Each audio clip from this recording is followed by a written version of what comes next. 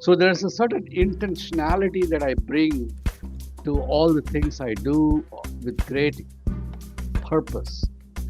So that habit of intentionality is essential for high performance. The practice of intentionality requires you to be able to pay attention to your environment. And this is the mental aspect. See, you and I, we interact with our world at two levels. One is at the level of perception of our five senses. Then, out of this, you construct a certain meaning, a narrative, a story. And that story is what people live in. They don't see life as perception, they see life as the meaning that they attach to perception. Hi, I'm Zarina, and welcome to the Grownlearn podcast.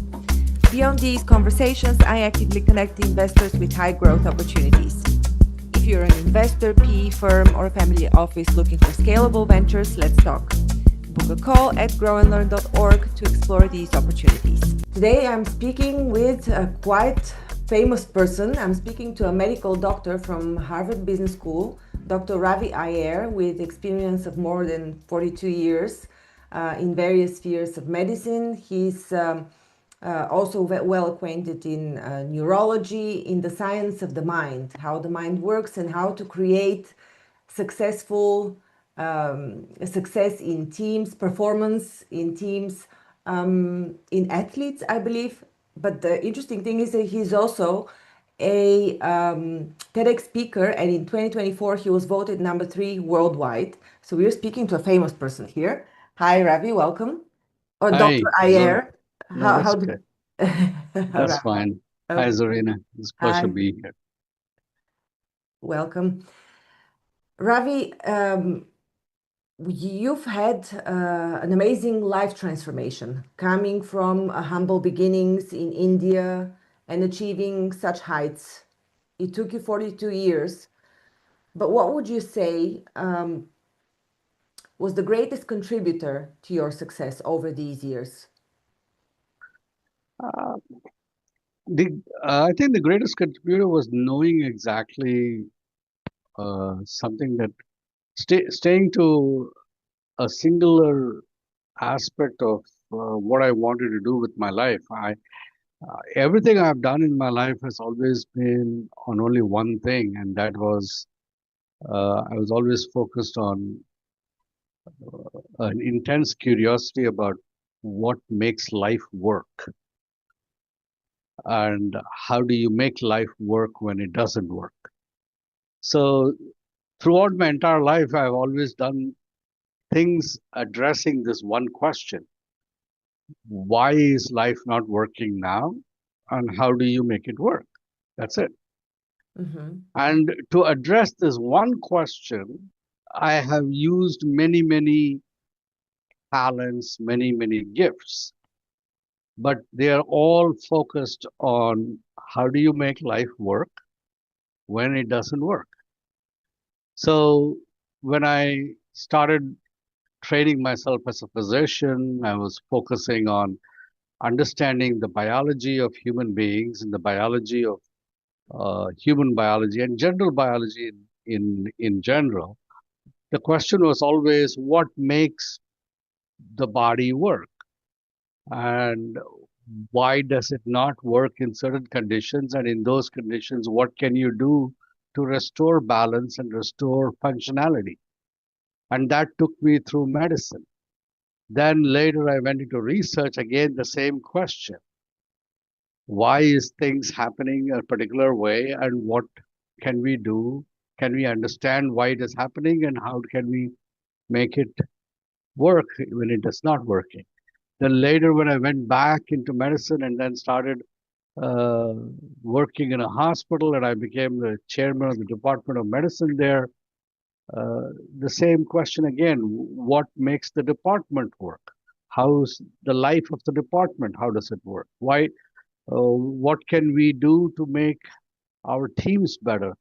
So it's always the same question: how is this set of circumstances in life? How is it working?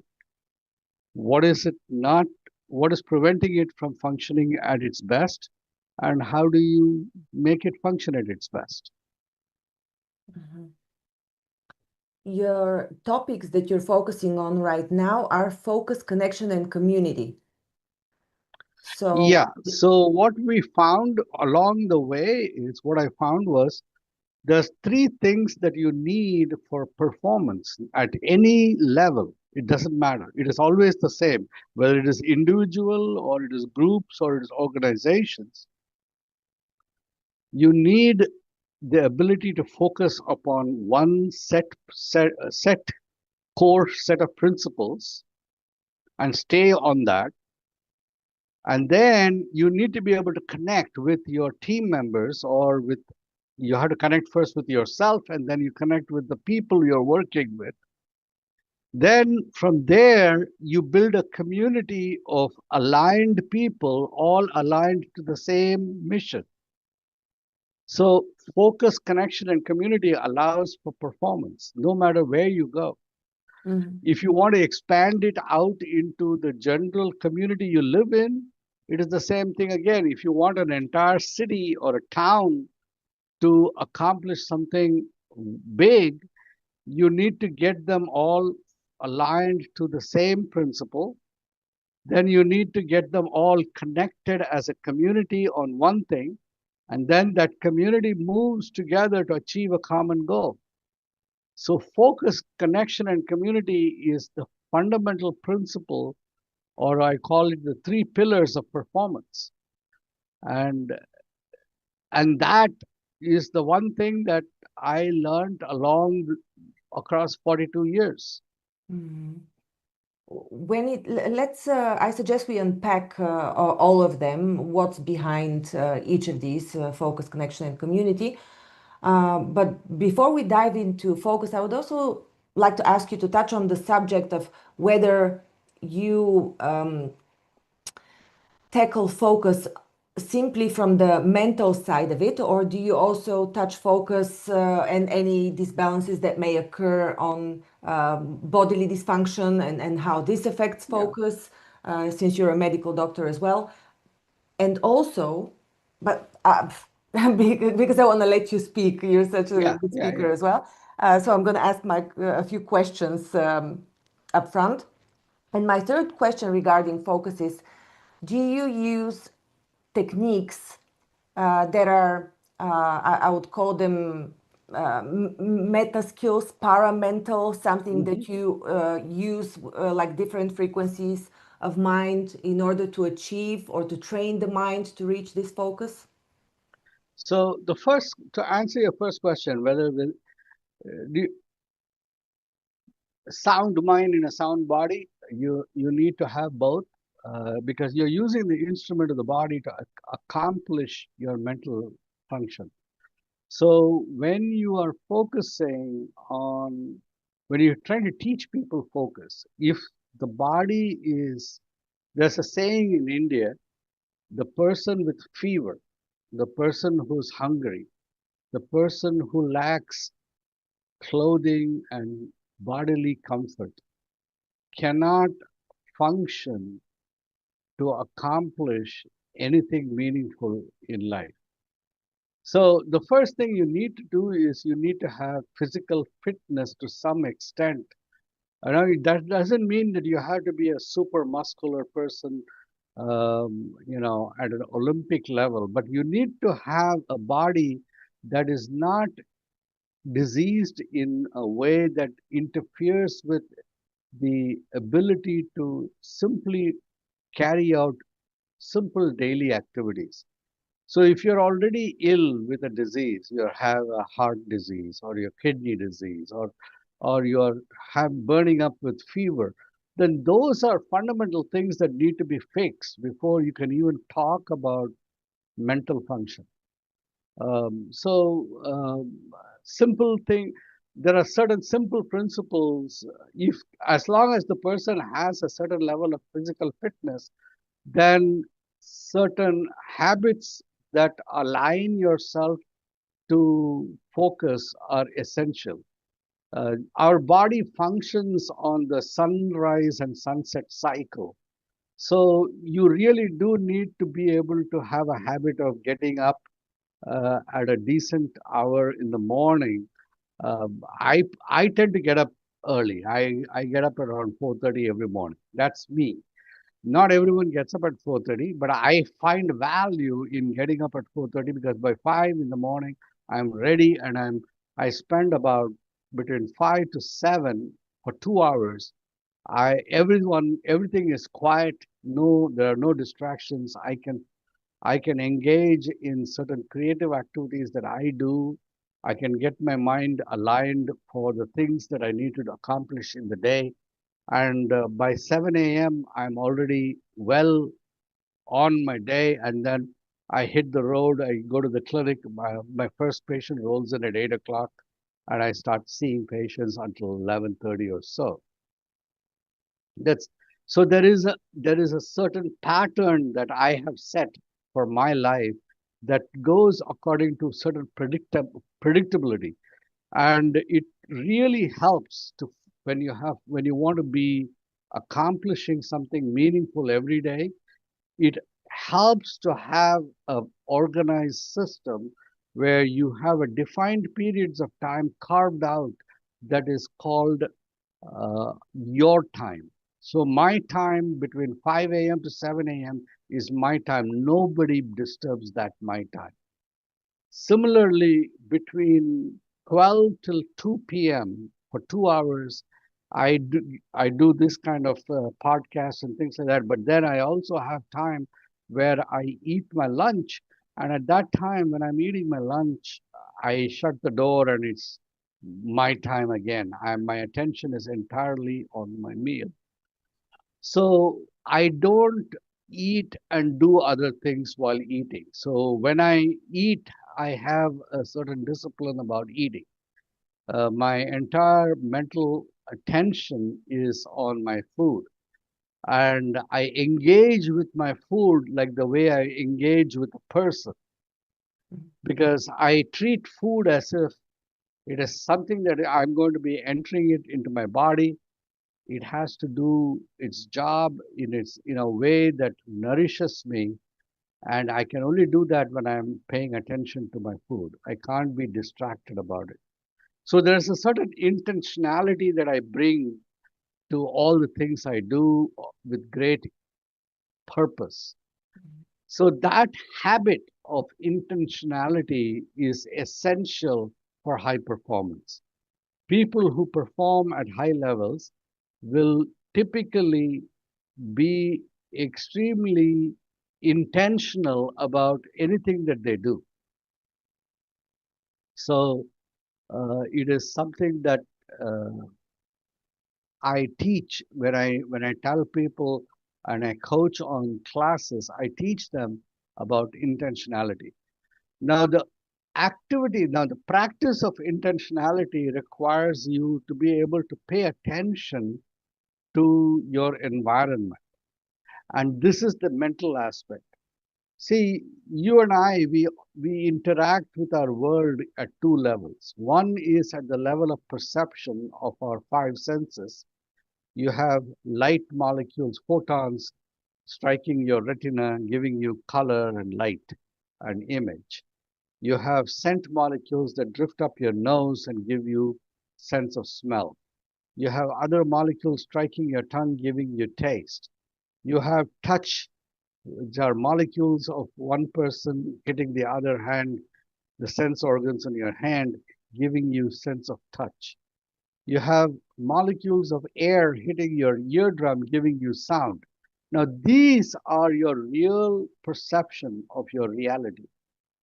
Then, out of this, you construct a certain meaning, a narrative, a story. And that story is what people live in. They make up the story of their life and they believe that the story that they experience, that their mind makes up, is their life. Their story is not, they don't see life as perception. They see life as the meaning that they attach to perception. Now, most people, do not see any difference between perception and the story. But the real joy and vitality and excitement and fulfillment does not lie in the story, it lies in the perception. The story is like the menu in a restaurant. The menu is a description of the meal. Perception is the meal. People who are engaged in the story of living are going into the restaurant of life, eating the menu and wondering why it doesn't taste so good. Such a great parallel. So a lot of people get shocked when they realize I tell them that you have been eating the menu instead of the meal. And what we do is we go on a vacation, we go on some place where the stories that we have in our past do not apply anymore. And then we enjoy that newness of that place. We learn to experience because there is no other story from the past, no past narrative that fits into the experience of that moment. So we enjoy it. And then we make the fatal mistake of thinking that we can only have this kind of vacation fun if we go to a different place. All we have to go is go away from the stories of our life and learn to perceive, learn to pay attention with intentionality to. So meditation is nothing but an observational exercise. The Japanese tea ceremony is an observation exercise. A Zen koan is an observation exercise. Observation is getting practice in perceiving without attaching meaning. So in my workshops, I conduct exercises where I'll get two people and I'll tell one person to tell a story from their life, and the other person I will tell them to listen, but listen like as if you are a box, like a space of listening. Don't listen to understand and comprehend and reply. Listen as empty space. People get deeply impacted when they are listening to somebody as empty space. How so? I'm not quite sure. Wouldn't they be more impacted otherwise if they were actively listening? No. Most people, when I'm sitting here and I'm listening to you 100% attentive as pure space without trying to interact and be, you as a speaker become heard for the first time, and very often the other person who's speaking to me suddenly feels that somebody is truly listening.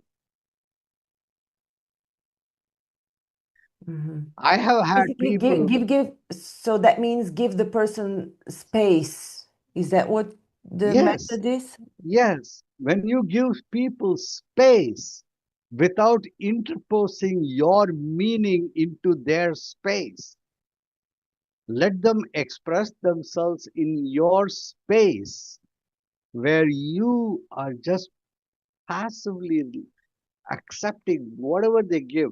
Most people have no experience with that. And when they experience it for the first time, they break down and start crying. Okay. The reason why we love a dog is because the dog does that. Dog gives us an unconditional acceptance that we don't get from other people. It doesn't impose any of its meanings upon you.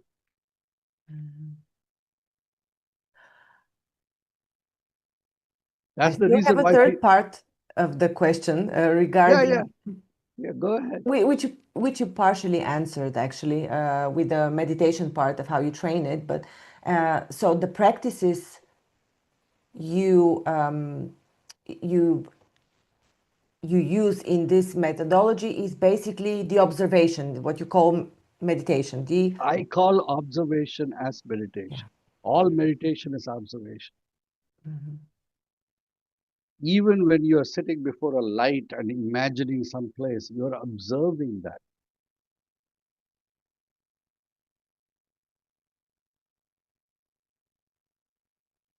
Give a breather, give space, because I gave so much space that I forgot my next thought. So, so I'm not surprised that it happened. It happens when there's silence. And the thing that happens is when you enter inner silence, then the thoughts that control your narratives get shut down and people forget their line of thinking. Mhm.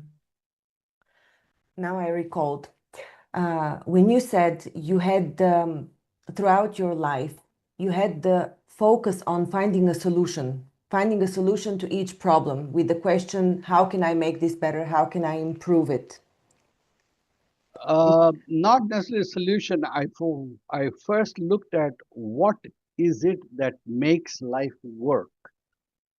And then when it doesn't work, how can you help life to work? When I try to, it is slightly different than a solution. It does look like a solution, but sometimes you can solve a problem just by giving it, by understanding what is required for it to make, to what is missing from the equation, and then letting that missing element manifest forth, and automatically everything falls back into place. So yes, it does look like as if I'm actively looking for a solution, but I'm looking for completion more than solution. What makes an incomplete situation complete? Does this require you to have the skill of the observer? Yes, Mhm. yes. It requires you to be able to be a space where things show up. See, every time you give a meaning to something, it prevents it from showing up because then it has to show up only within the dimension of the meaning. Mhm. So, can we expand a little bit on that? Does this have to do with the um, state of surrender? Yes. So the way the to so you are actually trying to lead the conversation into Eastern philosophy, which is uh, I generally don't talk about it, though I actually practice it. I don't talk about it because most people in the West, in Europe, it's slightly different. They are more attuned to it. In America, they don't understand Eastern philosophy of surrender as much as people in Europe do, um, especially in Vienna, Austria. And I know that there's a large community engaged in inquiry into those kind of thought process. But when you say surrender, most people don't understand what surrender is. Mhm. People live their life as if they are a particular identity, and usually the identity is one of I am such and such, these are my beliefs, this is my like and dislike, and I think the world needs to be in this form and that way and has to function this way, and this person or these kind of attitudes are good, and these kind of attitudes and this person is bad. So these are so everything is plus and minus, always binary. This binary way of looking at things does not look at life the way life actually is. Life is not binary. Life is actually a spectrum of continuing movement of varying flavors across the board. And so the minute you actually put a certain definition, you freeze life into a one form. Mm.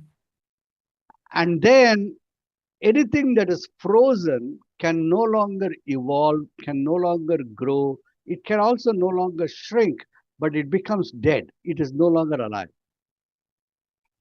Living things change all the time. They either grow and expand or they shrink and reduce, but they never stay the same. Whenever you freeze something, it stops living, it becomes dead at that moment.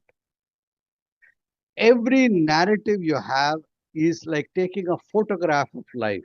A photograph is a fixed image, Mm. it is not a movie, it is not a continuous evolution. It is one snapshot in time. And even time itself is a snapshot of a continuing moment of beginning, from beginning to end. There is no, there is a continuous becoming in life. The life continuously is becoming something and it continues to become, it doesn't stop becoming. And when you take a snapshot, you are freezing that becoming into one moment. Each one of our narratives is a snapshot. Most people, including myself, everybody basically, whenever they speak, inevitably use these frozen narratives. Yes. How can we make sure or observe that our speech is alive rather than fixated and dead? So you begin by you begin by focusing on your own inner space and observing the perception of the other person's speech. Don't try to understand it, observe the perception of the other person's speech. When you keep focusing on being a space of listening, what will happen is your own awareness will expand to include that other person in that awareness. At some point, when you open yourself up enough, your awareness and that person's awareness become one. And there is what I call communion. When there is communion, then the voice of that other person becomes the voice inside you. And when you speak that person's voice. Right now, when I am speaking, you are not listening entirely to me. There is a voice in your head that is telling you what you are hearing. You are listening to yourself tell you about what I am telling you. Mhm. That is not listening. You are not listening to me, you're listening to yourself telling yourself about what I am telling you. When you start to listen as space, Uh-huh. for the first time, you actually begin to listen to the other person. And then whatever answer comes out, whatever speech comes out, will be the speech that the other person needs to hear.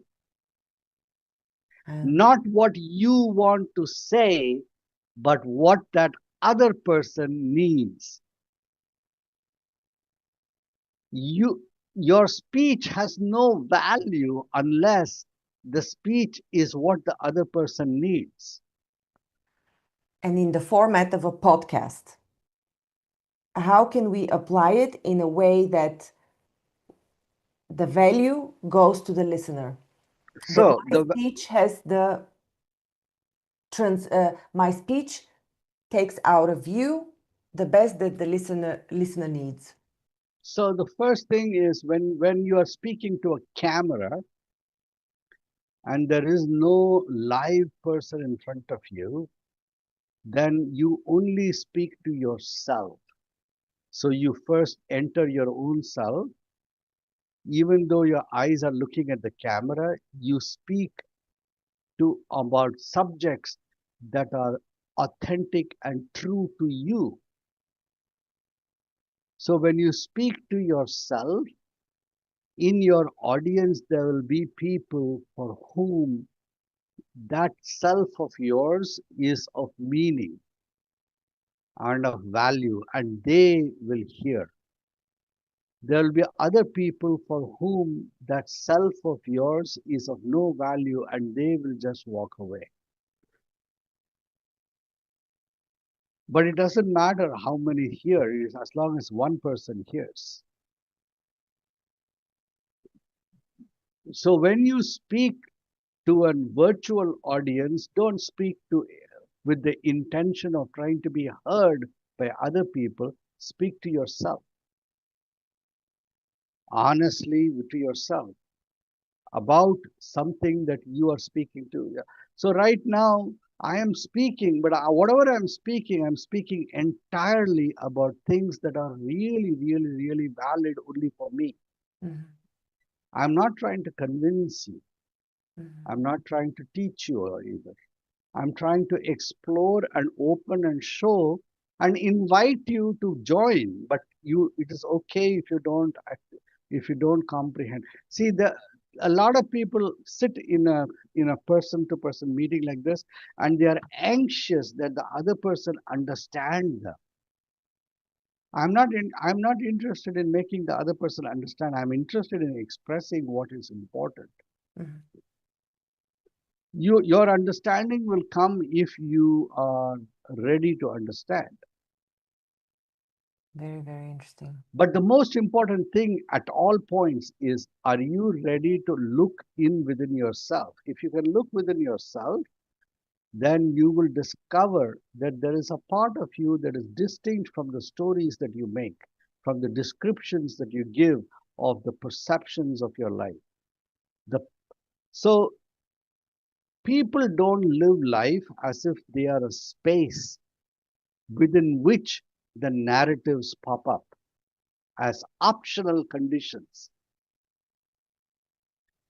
In truth, what you are is a space of awareness, and in that space of awareness, narratives pop up. Mm-hmm. I'll give you an example. I had a conversation with a monk many years ago when I was 22, and he asked me, "Did you have a good bowel movement?" So I said, "Yeah, I had a good bowel movement." He said, "Okay, when you evacuated your bowels, are you now concerned after you have evacuated about that bowel movement, or are you still interested in the bowel movement?" I said, "No." And I was wondering where he was going. He said, "You ate food yesterday and your digestive system converted that food into useful energy, into blood, bone, tissue, and some part of the food became excreta. Like that, your brain takes in the input from your senses, the perceptions of your senses, and makes thoughts and dreams and hopes and likes and dislikes and plans and fears and anxieties, just like your bowel movement makes excreta." And he said, "You're playing in shit and stinking up your life, thinking it is real. You like your gut using food for the survival of the body, the brain makes stories for the survival of your identity. You are the awareness, the space within which all these operations occur. Mm-hmm. You can ignore these operations and just let it happen, just like the way you let your excreta happen. And you can walk through life just as pure awareness, and nothing of your life will ever be different. You will accomplish the same things. You will, in fact, accomplish more because you will not get in the way. Mm-hmm. So, understanding this, is this a way to separate yourself from the ego? The ego is the mechanism by which you create excreta, Mhm. the mental excreta of your life. So all the dreams, J- desires, all the stuff All that that you is can tell mental yourself. excreta. It's all. So the ego, just like the gut, the digestive system has stomach, pancreas, liver, small intestine, large intestine, and all the glands that secrete various enzymes and juices. Like that, the brain has the ego and it has the intellect and it has all the machinery, both the wiring of the neurons and the software coding of the ego that allows it to create the functionality, just like the gut creates the functionality of the digestive system. It is just it is just a mechanism for the performance of certain functions. It is like you getting in a car and then driving and suddenly confusing yourself with the steering wheel, the engine, the motor, and the wheel, and getting all upset when the rubber tire goes into a pothole. Mhm. When you You have know, dreams, though, the way you became a medical doctor at Harvard, nonetheless, was this, how did you create this goal of yours? Were you aware of this philosophy back then when you set this goal for yourself? no, I started by looking at what why does my life work in a particular way, and then that question posed by my ego, which asked the question, because I'll tell you what. So the part of my body that my mind had a confusion about the way it was working. So there's a part of your mind that is driven by your own awareness, and that awareness asks the question, to whom does this confusion exist? And then it started asking how to solve this confusion. And in that search took me to medical school and then to research, and that search took me to Harvard. And along the way, I found many different kind of answers, but I ultimately came to this answer that what I am was never confused. It was just the awareness, and then this other part works, and sometimes it gets misaligned, and then you experience it as confusion. But then once the separation happened very well, there was no other problem. But it took me a while to find the answer. So what you are looking at, okay, your ego made the plan to become a doctor, but that's not how it happened. The the ego asked the question, Mhm. why why is life so painful for me? Mhm. Why is life so confusing for me? And because that problem was so intense and it was so necessary for me to survive that problem, that I started immediately asking the question, and it started processing it, and it pushed me further and further until I suddenly realized that, hey, the person who's seeing the confusion is not there at all.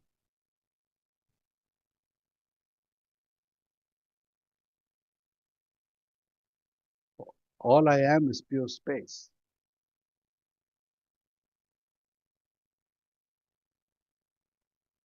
Are you still driven to do the things that you initially set yourself to do? I'm not driven, but I do have a goal right now which I choose to manifest. If it happens, it happens, but it is not me manifesting it. It is actually something that is given to you like a gift.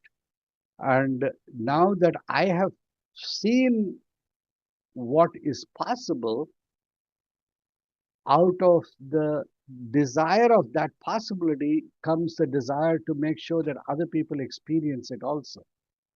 Everyone is similarly in pain because they keep confusing themselves with the engine, the steering wheel, and the tire of their life instead of understanding that they are this space within which all happens. They are just the driver of the course of their life. And they have the option of getting out of the car anytime they want and not suffer the traffic jams and the difficulties of everything.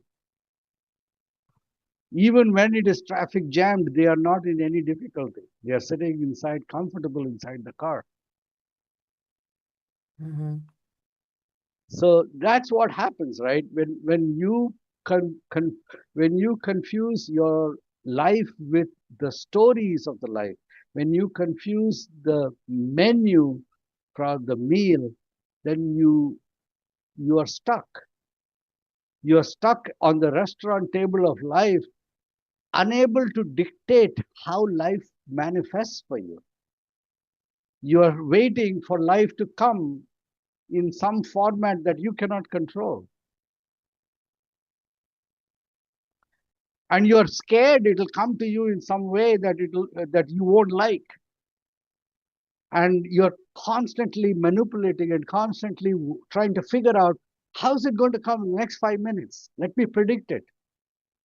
The tiger that cannot predict where the deer is going to appear is going to go hungry. The deer that cannot predict where the tiger is going to appear is going to get eaten. This desire to predict is universal. All creatures want to predict and position themselves to capture the advantage of life without realizing that they don't need to predict at all. Life exists to only serve them. In order for people to practice this philosophy, they need to know the philosophy, like they need to have these values. Is that correct? They need to just recognize that they are space. Mm-hmm. If they experience once you experience yourself as pure space, then automatically all the stories become seen for just stories, as options. You don't need to control it. You don't need to dictate it. All you have to do is sit in space comfortably, know that your life itself will spin the story in front of you, and then you can decide which story you want to give attention to for the next 5 minutes, or for the next 5 days, next 5 months, or the next 5 years you want to give. Right now, the story that I have decided that I want to give attention to is the story of making everybody become aware that they are space. There will come a time when I will no longer have the desire to pay attention to that goal, and I'll just stop doing it. And so this goal arose naturally by itself? Yes, as a natural self-expression. Just like a flame cannot have any choice except to emit light and heat. It is nature. Just like water can do nothing except be wet and flow. It is its nature. It is the nature of awareness to expand and excite the awareness that is itself around, all around it. Mm-hmm. It is its nature. There is no other reason for it. It doesn't do that because of an agenda. It has no choice in the matter to do anything other than shed light and heat. When you teach your system to high-performing teams, how do you integrate this philosophy? So I don't go into this kind of vivid depth because this is at a level where the practical application of this is to first teach people the ability to create space in their interactions with people. Once you teach people, so let me explain this, okay? You go to Cirque du Soleil, the amazing, and you see the person with a bicycle on a tightrope 100 feet in the above the ground, and he is balancing it, and then he takes, instead of two wheels, he takes one wheel off and he's doing on one wheel, then he does a handstand. Now the fundamental essence of doing all of that is only one thing: it is balance. But when somebody is trying to learn to get on a bicycle for balance, initially you put them on the ground with two wheels on the ground and your hand at the back of the bicycle holding on to it and some training wheels, and you give them some idea of balance. Mhm. And then for many years, they will do nothing more than pedal from this corner to that corner, go from the house to the grocery store and come back. And they are happy. They will never think of going on the tightrope and doing cartwheels. And they will be quite happy and very functional. So that is fine with me too. I, but they have learned balance. They have learned to create space in their small thing, and they are functional.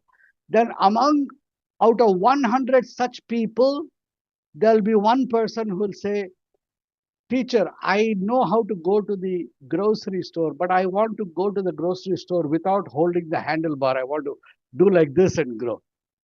All right. And then you teach them that. And then for many months, they'll go down from their house to the grocery store with their hands like this, and they're going down the bicycle. Right.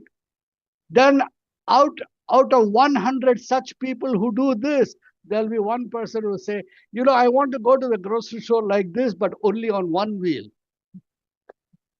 Then you teach them that, like that. Yeah.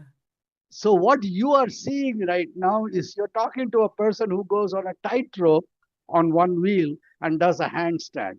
But that doesn't mean everyone has to do that. Yeah. Got it. Okay. Well, let's unpack then the second step in your system, which is connection and then community for those who want to learn how to bike. So when you are good at balance yourself internally, you will be able to enter the space like that. When you become very good at entering the space in yourself, you carry this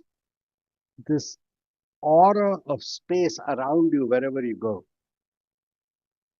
When you meet another person, when they come in proximity, automatically, without you teaching anything, without you doing, just the way you are with that person will allow them passively to experience space within themselves. They will not even know what it is they're experiencing. What they will experience is just a certain sense of freedom and acceptance in your presence. And it will manifest as they like to be around you. When you say something, they find it easy to understand. They naturally understand the speech that you speak. They will not know why that is so. They will simply feel good when they are around you. The anxiety and confusion and fears of their life do not seem more important when they are around you. They will say, you make me feel peaceful. They will use these kind of words to describe their association. All of this is coming because of instinctive connection. When that connection becomes deeper, you teach them. And when there is enough relationship, you tell those people.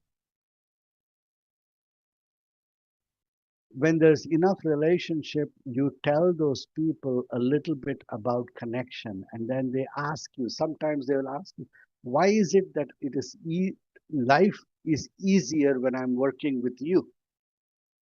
Why are why is it easier to accomplish things when I'm with your team and not in other people's team?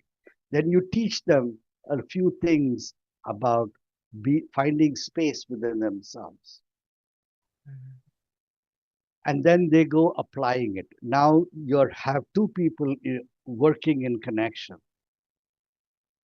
The minute you have two people working in connection, you have already created a community. You have created a community of two. Mm-hmm. From two to go three, three to go four, four to go eight, eight to go 16 is like that. It's very fast. So connection and community are, you don't need to do any work. You just have to be focused on space.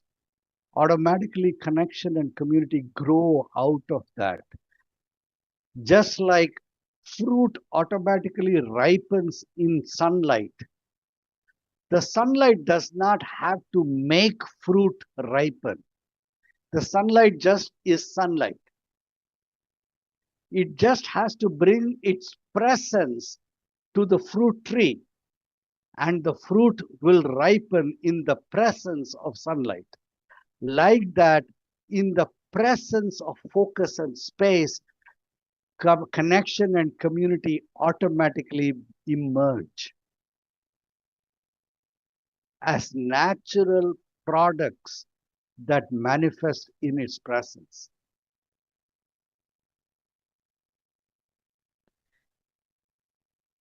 In this complex world where people basically fight each other with elbows, push each other, there's a lot of competition in all kinds of jobs.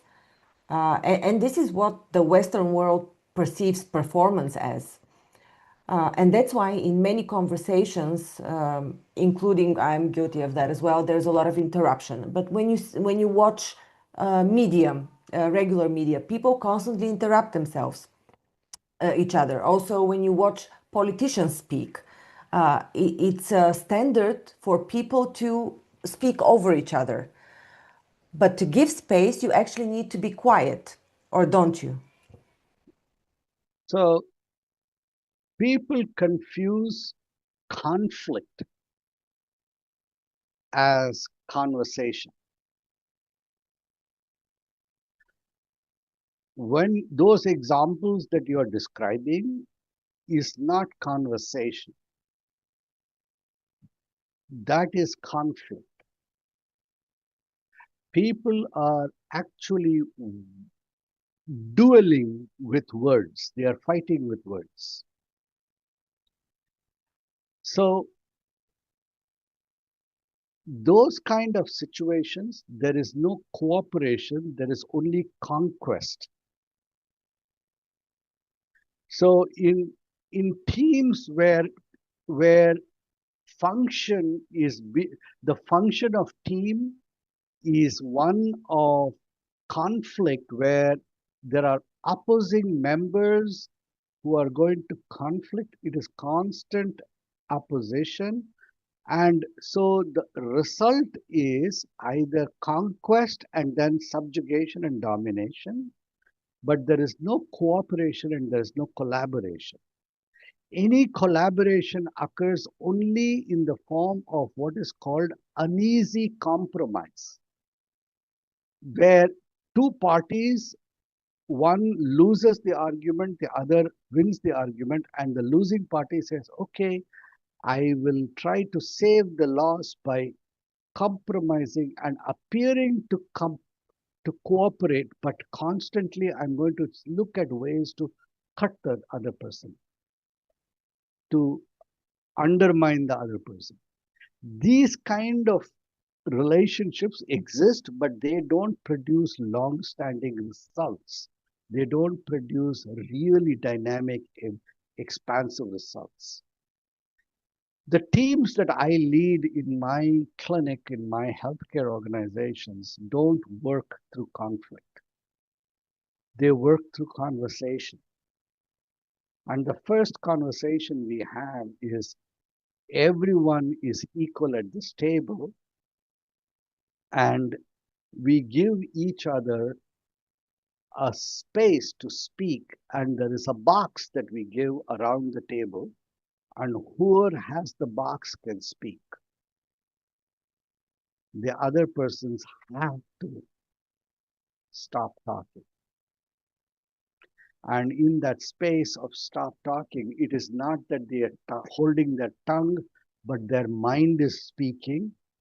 Their, they have to hold their mind and hold it. And as the leader of the organization, I enforce that. And therefore, my team does not have conflict. My team has collaboration and cooperation. The other thing that we do is I also I make every member of my team, give each one of them their own island of zone of 100% control there, where no one can enter that zone. That is their territory. They are responsible for all the success and the credit that comes out of that. And if they choose to collaborate with somebody else, it is they set the terms. I don't set the terms. My only thing. The other thing I do is, so I have something called the Pentagon of Performance. The Pentagon of Performance is, can I share my screen? Sure. Mm-hmm. Let me open a slide. So the Pentagon of Performance is this. It consists of 5 principles and the central thing that I call the golden egg. The Pentagon of Performance consists of leadership, supportive autonomy, shared suffering, recognition, engagement.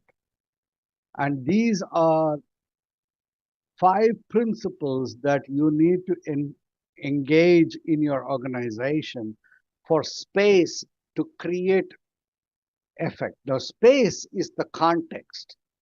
The context is the why of performance.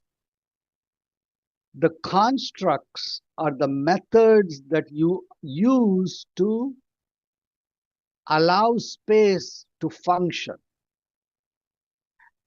And the content is the resultant product that comes out of space functioning through methods.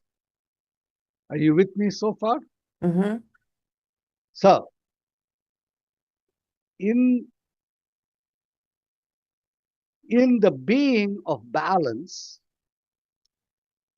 you have content, which is how you do things, who you do it to, what you do it, when you do it, and what you know. This is all content. Context is the reason why you do all this.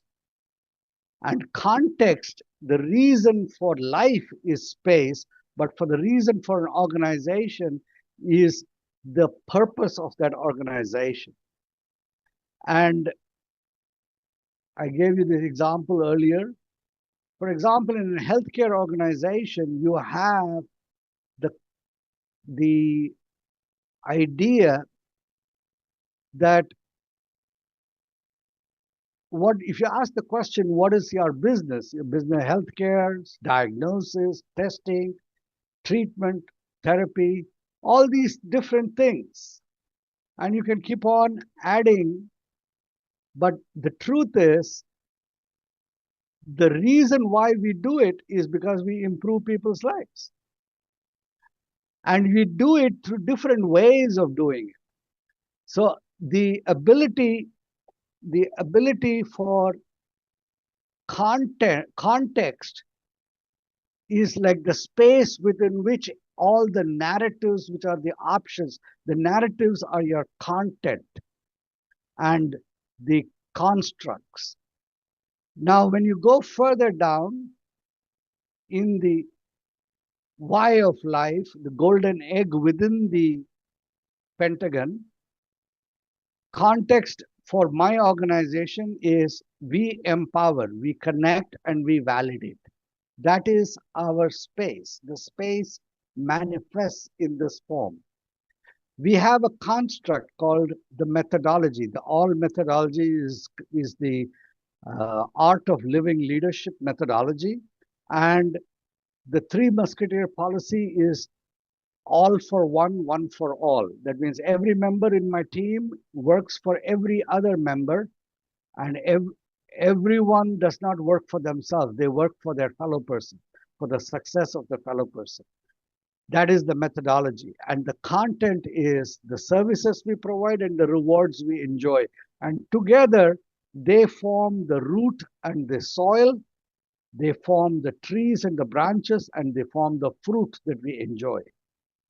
But within this is the whole, and the way we execute the context constructed content is through the Pentagon of Performance, where we have leadership as me as a leader, creating a space for my organization to bring out their talent and skill. Then I support them by giving them the freedom to make mistakes. One of the things we do when people make mistakes in my organization is I tell them, do you know what you should do right now?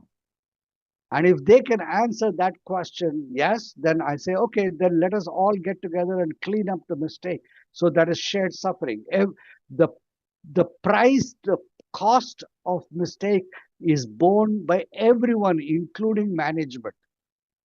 Somebody makes a mistake lower down in the organization doesn't mean that the CEO blames them and punishes them. No. The CEO gets in and cleans up along with them. So the way we borrow lessons from the Navy SEALs team in the military, the elite commandos, we function like that. And out of that comes recognition and engagement. And engagement is the final fruit. Engagement is when the organization, every member in the organization wants to come to work excited every day. And when we have organizations that say, leave your baggage at home. Leave your baggage at home. Don't bring your baggage from home to work. In my organization, we say, no. Tell me what's happening. If your child is sick, then I can't expect you to be 100% here. Your ability to be of use to my organization is only as good as the rest of your life working well for you. So I work to not just make my job easier, I work to make my employees' job easier. So those are the principles. That's how when you give space and you connect with space, that is how life shows up.